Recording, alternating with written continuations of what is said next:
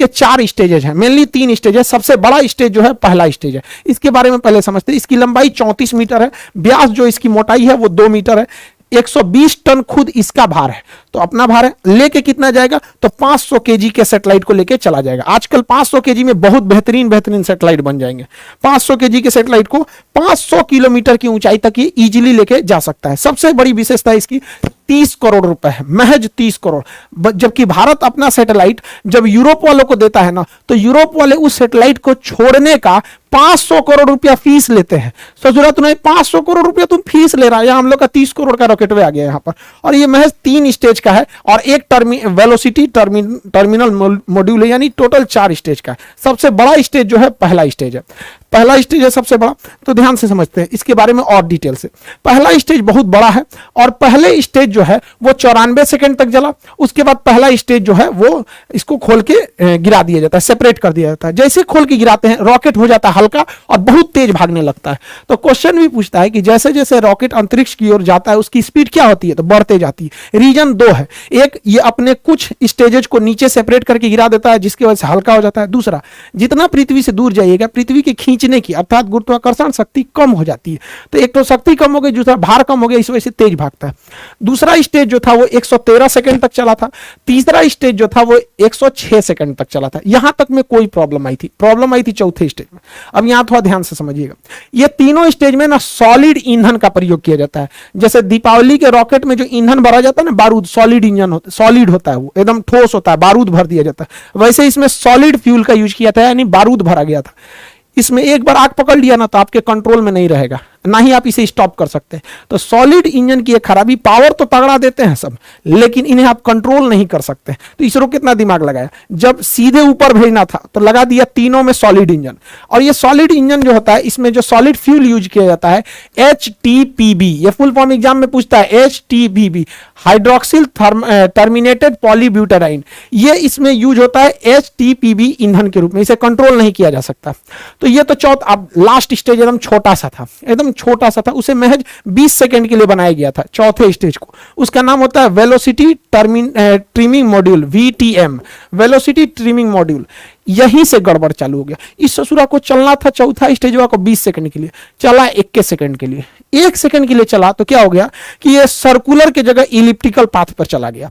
जाना चाहिए था गोल, चल गया अंडाकार में, क्योंकि इसका काम ये होता है स्पीड को बढ़ा घटा के पाथ को मेंटेन करना, जिस वजह से इसका डाटा लॉस हो गया और ये प्रशांत महासागर की ओर गिर जाएगा। यहां पर ये इलिप्टिकल नहीं हो पाया था। यहां पे लास्ट स्टेज में देखिए, जो वेलोसिटी ट्रिमिंग मॉड्यूल होता है वो इन सैटेलाइटों को लॉन्च करने के टाइम उनका एंगल डिसाइड करता है, किसको कितने एंगल पे छोड़ना है, मल्टीपल सैटेलाइट्स को कितने एंगल पे किसको कितना घुमाना है।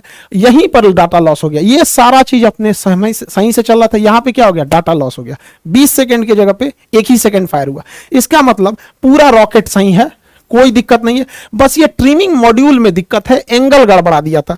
देखिए एक चीज ध्यान से समझिएगा, जो सैटेलाइट उपग्रह जो होते हैं पृथ्वी के करीब घूमते हैं उन्हें सर्कुलर पाथ पर घूमना पड़ता है, और जो दूर घूमते हैं उन्हें इलिप्टिकल पाथ पर घूमना पड़ता है। तो गलती से इसे जाना चाहिए था सर्कुलर पे, चल गया इलिप्टिकल पे, जिस वजह से ये क्या हो गया, गड़बड़ हो गया अपने ट्रिमिंग फेज में। इसलिए देखेंगे लास्ट फेज में बस ये 20 सेकंड के लिए यही बच गया था, जिस वजह से ये फेल कर गया था। हालांकि लेकिन कोई बात नहीं, हम लोग अगली बार फिर तैयार करेंगे। पहला लॉन्च जो था वो तो PSLV का भी फेल हो गया था, पहला लॉन्च GSLV का भी फेल हो गया था। सचिन तेंदुलकर भी अपने पहले मैच में कहा कोई अच्छा परफॉर्म कर पाए थे, लेकिन ऐसा तो नहीं है कि आगे नहीं किए थे, बेहतरीन काम किया था इस सैटेलाइट ने, बट लास्ट में थोड़ी सी सेंसर खराबी की वजह से ये गड़बड़ हो गया था ट्रिमिंग के समय में। हालांकि इस रॉकेट ने बहुत ही बेहतरीन ढंग से कार्बन लाइन को पार कर गया था। कार्बन लाइन क्या होता है, ध्यान से समझिएगा। पृथ्वी से वह ऊंचाई जिसे आप अंतरिक्ष मानते हैं, उस ऊंचाई को ही हम कार्बन लाइन कहते हैं। कार्बन लाइन के नीचे अंतरिक्ष, कार्बन लाइन के नीचे वायुमंडल यानी पृथ्वी, और इसके ऊपर अंतरिक्ष हो जाता है। इसे वैज्ञानिक कार्बन ने दिया था, उन्होंने कहा था कि यह 100 किलोमीटर है, लेकिन अभी इसे अप्रोक्स 80 से 83 किलोमीटर माना जाता है। कुछ देश इसे 80 मानते हैं, कुछ देश इसे 83 किलोमीटर मानते हैं। उसके ऊपर अंतरिक्ष चालू हो जाता है, यानी एक कार्बन लाइन हो जाता है। 1967 में एक समझौता हुआ था जिसके तहत कहा गया था कि कार्बन लाइन से ऊपर का एरिया किसी देश का नहीं है, उसमें कोई भी जहाज, कोई भी सैटेलाइट जा सकता है। और कार्बन लाइन के नीचे का एरिया उसी का है जिसके जस्ट नीचे वह देश है। यानी भारत अपने 80 यानी 83 किलोमीटर की ऊंचाई तक अगर कोई भी मिसाइल जाएगा तो उसे अपने ऊपर खतरा मान के मार के गिरा देगा, कोई जहाज जाएगा तो उसे मार के गिरा देगा। समझ में आ रहा है कि नहीं? तो हमारा एरो स्पेस कितना होता है अपने क्षेत्र से? एक 83 किलोमीटर। लेकिन समस्या यहां ये आती है कि कोई देश इसे 80 मानता है और कोई देश इसे 83 मानता है। जो 83 मानता है वो तो ऊपर ऊपर जाएगा। अब जैसे मान के चले भारत कहेगा कि हम 80 मानते हैं, अमेरिका कहेगा 83 मानते हो, तो जाएगा। अब भारत चल जाएगा किसी क्षेत्र में 80 में, कहेगा हम तो कार्बन लाइन के ऊपर हैं, तू कहेगा मार के गिरा देंगे, कहेगा एयरक्राफ्ट है ये। तो इसमें काफी असमंजस है। हालांकि इतनी ऊंचाई पे कोई जहाज जाते नहीं है सब यहाँ पे। तो कार्बन लाइन हमेशा याद रखिएगा, इस एग्जाम के पॉइंट ऑफ व्यू से इंपॉर्टेंट है। यह अंतरिक्ष वगैरह में जितने सैटेलाइट वगैरह रहते हैं कार्बन लाइन के ऊपर ही डाल दिए जाते हैं। इस तरह से जो सैटेलाइट घूमता है इसे कहते हैं पोलर सैटेलाइट। ऊपर नीचे जो घूमता है ये पोलर सैटेलाइट। ये पोलर इसलिए कहते हैं कि ध्रुवीय सैटेलाइट, क्योंकि पृथ्वी के ऊपर और नीचे दो पोल है, north pole and south pole. तो पोल का चक्कर लगाने वाले सैटेलाइट को हम पोलर सैटेलाइट कहते हैं। हिंदी में कहते हैं ध्रुवीय सैटेलाइट। इसमें खर्चा कम आता है, ये सर्कुलर पाथ पे घूमते हैं और पूरी पृथ्वी का चक्कर लगा लेते हैं, निगरानी कर लेते हैं। कैसे? ये तो ससुरा सैटेलाइट वो ऊपर नीचे घूम रहा है, ठीक है, लेकिन पृथ्वी तो ऐसे ऐसे घूम रही है। पृथ्वी कैसे घूम रही है? इस तरह से। तो पृथ्वी जब ऐसे घूमेगी तो अलग अलग जगह का फोटो ले लेगा। जैसे अभी ये यहाँ का फोटो ले रहा है, पृथ्वी थोड़ा सा घूमेगी तो फिर थोड़ा और आगे का ले लेगा, पृथ्वी और घूमेगी तो थोड़ा और आगे का ले लेगा। इस तरह से आगे लेते लेते पृथ्वी के ये घूमने का डायरेक्शन, अभी इस सैटेलाइट का फोकस यहाँ पर है, अब इसे पृथ्वी घूमेगी तो थोड़ा और इधर होगा, ऐसे होगा। तो पोलर सैटेलाइट काफी सस्ते आते हैं और छोटे होते हैं, जबकि जियोसिंक्रोनस सैटेलाइट होते हैं उस ससुरे इलिप्टिकल पाथ पे घूमते हैं और ये 36,000 किलोमीटर की ऊंचाई पर होते हैं। इनको छोड़ना बड़ा कठिन काम होता है। हम लोग इसको छोड़ने के लिए GSLV रॉकेट रखे हैं। तो हमारे पास हर तरह के रॉकेट है, ऐसा कोई बात नहीं है। देखिए हम लोग अभी जो बनाए हैं SSLV, small satellite launch vehicle, ये सस्ते रॉकेटों को छोड़ देगा। PSLV थोड़ा और तगड़ा भेजेगा। GSLV बाप है ससुरा सैटेलाइट सबका, उठा लेता है 2,000 किलो का सैटेलाइट उठा लेता है, 3,000 किलो का सैटेलाइट उठा लेता है। और GSLV Mark 3 दादा है ससुराई, 5,000 किलोग्राम का सैटेलाइट लेकर अंतरिक्ष में उड़ जाता है। तो ये बहुत खतरनाक है। तो हमारे पास हर तरह के सैटेलाइट हैं, हर तरह के जरूरत के हिसाब से हम लोगों ने इसे बना के रखा है। लेकिन सबसे ज्यादा अगर कोई काम आने वाला है तो SSLV का काम आने वाला है, जो अभी हल्का सा फेल हुआ है, मतलब वो 98% सफल है। उसका एक सेंसर गड़बड़ हो गया था। SSLV की हम इतनी चर्चा क्यों कर रहे हैं, समझिए ध्यान से। एक ससुरा ये 72 घंटा में रेडी हो जाता है, मतलब ये पार्ट बाय पार्ट बन के बना रहा था। इसे कसने के लिए केवल 72 घंटा चाहिए, 3 दिन में ये रेडी हो जाता है। और इसे केवल 6 आदमी मिलकर रेडी कर सकते हैं और हर हफ्ते इसे लॉन्च किया जा सकता है। हर हफ्ते फटाफट 3 दिन में लॉन्च होगा और समय देख के मौसम ठीक है कि नहीं, सब कुछ ठीक है, लॉन्च कर देंगे। फिर हर हफ्ते इसे लॉन्च किया जा सकता है। महज 30 करोड़ में आता है, 30 करोड़ में। जबकि अगर आप स्पेस एक्स से सैटेलाइट छोड़वाते हैं तो 100 करोड़ तो खुदे ले लेता है। यहां तो 30 करोड़ का पूरा रॉकेट वे है और खाली छोड़ने का 100 करोड़ ले लेता है। अब कोई देश वेट नहीं करेगा क्योंकि हर हफ्ते ये भेज सकता है। जबकि हमारे पास जो PSLV और GSLV है, इनकी खराबी समझिए। एक तो सबसे इनको रेडी करने में 3 महीना लग जाता है और दूसरा ये सस्ते 30 करोड़ के नहीं 200 करोड़ के, और GSLV को तो रेडी करने में 4 महीना लग जाता है। यानी अगर किसी को सैटेलाइट से लॉन्च कराना है हमारे GSLV से तो 4 महीने की वेटिंग लिस्ट है। आपको किसी ट्रेन में 4 महीने का वेटिंग मिलेगा तब ट्रेनें छोड़ देंगे उसको। तो इसमें 3 महीना, इसमें 4 महीना। इस ससुरा इसका खुद का खर्चा 400 करोड़ है, तो ये तो पैसा भी लेता है ज्यादा। इसी वजह से आज के समय मॉडर्न टेक्नोलॉजी है। मॉडर्न टेक्नोलॉजी में हर चीज छोटा होते जा रहा है। पहले शादी ब्याह में कैमरा करने वाला इतना बड़का कैमरा लेके आता था, अभी नॉर्मल कैमरा आ गया है।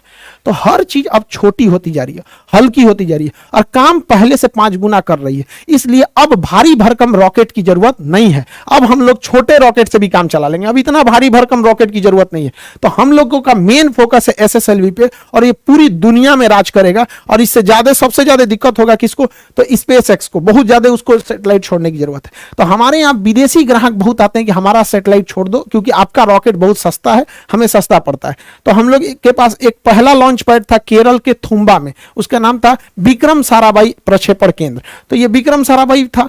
हालांकि हम सबसे ज्यादा यूज करते थे आंध्र प्रदेश में सतीश धवन प्रक्षेपण केंद्र। तो सतीश धवन प्रक्षेपण केंद्र में हम लोगों ने 2 लॉन्च पैड बना रखे थे, दो दो लॉन्च पैड बना थे, इसी से जीएसएलवी को भी लाते थे। देखिए ब्लैक कलर का जो होता है वो जीएसएलवी होता है, रेड कलर का जो होता है वो पीएसएलवी होता है। तो इसी में एक में जीएसएलवी बना दिए, एक में पीएसएलवी। तो हमारे पास सतीश धवन प्रक्षेपण केंद्र में एक और था, अभी हम लोग एक चेन्नई में और बना रहे हैं। चेन्नई में अभी इस पे प्लान चल रही है, जैसे हो जाएगा हम आपको बताएंगे। नीचे बनाया जा रहा है। तो हमारे पास टोटल अब 3 लॉन्च पैड होने वाले हैं, 2 तो पहले से थे। अब ये नीचे वाले की जरूरत क्यों पड़ी, इसको हम लोग अभी समझेंगे। लोग ध्यान से समझिए, पोलर सैटेलाइट जो होते हैं वो ऊपर से नीचे चक्कर लगाते हैं पोल पे, तो इन्हें छोड़ा भी जाता है उसी डायरेक्शन में।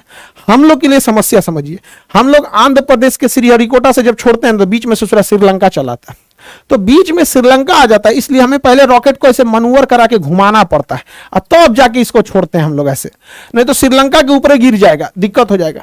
तो जब आप किसी से मनूवर कराइएगा, उसको थोड़ा घुमाइएगा, तो ज्यादा ईंधन खाएगा, ज्यादा खतरा बना रहेगा घूमने के दौरान, ठीक से घुमा कि नहीं घुमा। इसलिए भारत ने सोचा कि इसका झमेले खत्म कर देते हैं।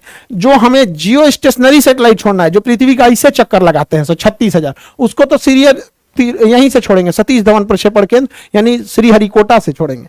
और जो पोलर छोड़ना है वो कहां से छोड़ देगा, नीचे से, क्योंकि जब नीचे यहां से छोड़िएगा तो श्रीलंका को ऐसे क्रॉस करा के फिर जाना पड़ता है, और यहां से छोड़ेगा कोई नहीं है नीचे, नीचे में कोई नहीं है। देखिए ध्यान से, नीचे से छोड़ेगा तो समुद्र में कोई नहीं है। इस वजह से हम लोग तमिलनाडु में एक तीसरा प्रक्षेपण केंद्र भी हम लोग स्थापित करने जा रहे हैं।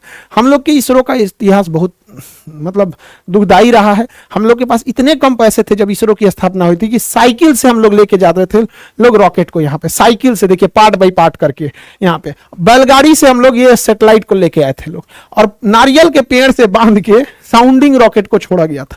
लेकिन ऐसा नहीं है, हम लोगों ने बहुत बहुत चीजों को देखा है। और ये जो लड़कियों ने जिस सैटेलाइट को बनाया, उन बच्चियों से कहते हैं कि आप अपना कभी भी मनोबल छोटा मत कीजिएगा। हमारा उस सैटेलाइट से संपर्क टूटा है, कसम से कहते हैं, हमारा संकल्प नहीं टूटा है, हमारा संकल्प आज भी जिंदा है। हम यहां से उठ के खड़े हुए हैं। इसरो जो आज इतने बड़े बड़े जो सैटेलाइट देख रहे हैं ना यहाँ पे, ये हम लोग वही हैं जो साइकिल पे लेके घूमे थे। तो हमारा संपर्क टूट जाने से विरोधी हमारे पे हंसे नहीं, हम दृढ़ संकल्पित हैं लोग यहाँ पे। और भारत माँ की वो बेटियां एक दिन दिखाएंगी जब अंतरिक्ष में राज होगा वहां पर, ये सैटेलाइट यहाँ पे। और दुश्मनों को सरदर्द के लिए जो लोग अभी पीएसएलवी से एसएसएलवी से डर रहे थे ना, सुनिए ध्यान से, जीएसएलवी तो बहुत पावरफुल है, ये है पीएसएलवी दुनिया का सबसे भरोसेमंद है। अभी एसएसएलवी सही हो ही गया, अभी एनएसएलवी भी बन रहा है, नैनो सैटेलाइट लॉन्च व्हीकल, यानी 1 किलो के सैटेलाइट को भी छोड़ देगा। Nano satellite launch vehicle 5 crore में, 5 करोड़ में। और इसकी सबसे ज्यादा जरूरत होती है टेस्ला को, स्पेसएक्स को, क्योंकि स्पेसएक्स अपना एक स्टारलिंक प्रोग्राम बना रहा है। इसको अंतरिक्ष में बहुत सारे हजारों सैटेलाइट इसको छोड़ना है अंतरिक्ष में, और नैनो सैटेलाइट इन्हें छोड़ने में लगभग 100 करोड़ का खर्चा आता है एक नैनो सैटेलाइट में। हम लोग का सैटेलाइट हुए 5 करोड़ में, 2 को छोड़ देंगे एक के बार में, होलसेल में काम हो जाएगा। तो हम लोग अभी एक और बना रहे हैं एनएसएलवी, नैनो सैटेलाइट लॉन्च व्हीकल। इन्हीं सबको मद्देनजर रखते हुए भारत जो है अपने 3 लॉन्च पैड बना रहा है, ताकि उसे 3 लॉन्च पैड की जरूरत भी है। तो हम लोग इस चीज को समझे, यहाँ पर ये बहुत भारी भरकम। एक चीज और गौर किए होंगे, जब सैटेलाइट छोड़ते हैं तो इसमें से ये कुछ कुछ टुकड़े गिरते हैं। एक्चुअली ये टुकड़े नहीं होते हैं, इन्हें इंसुलेटर कहा जाता है, इंसुलेटर पैड। जब सैटेलाइट खड़ा रहता है ना, तो इसके अंदर जो लिक्विड भरा रहता है ईंधन, वो बहुत ठंडे टेम्परेचर पर रखना चाहिए। तो धूप लगेगा, एक दिन पहले ही टांग के रख देता है, तो ठंडा, इसका सारी गर्मी निकल जाएगी, ठंडाहट खत्म हो जाएगी। इसलिए इसके बाहर में इंसुलेटर का पैड चिपका देता है, जहां जहां लिक्विड इंजन होता है वहां वहां इंसुलेटर का पैड लगा देता है। और जब ये सैटेलाइट ऊपर उठती है तो घर्षण से यही बाहर गिरने लगता है।